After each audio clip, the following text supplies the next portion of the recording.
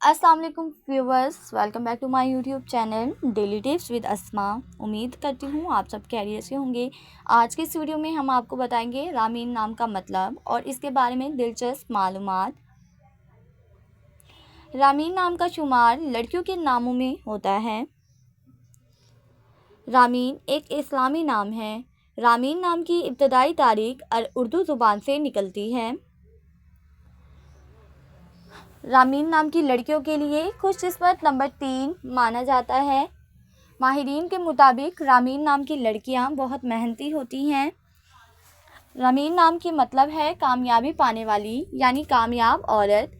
रामीन नाम की लड़कियों के लिए खुशकिस्मत दिनों में सोमवार और जुमे का दिन शामिल है। रामीन नाम के अफराद के लिए मुवाफिक रंगों में सब, नीला और सफ़ेद रंग शामिल है। रामीन नाम के अफराद के लिए मुवाफिक पत्थरों में मरकत पत्थर शामिल है।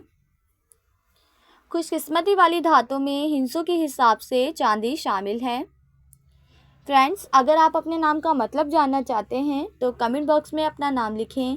इंशाल्लाह हम आपके नाम की वीडियो ज़रूर बनाएंगे। Thanks for watching. अल्लाह हाफिज़।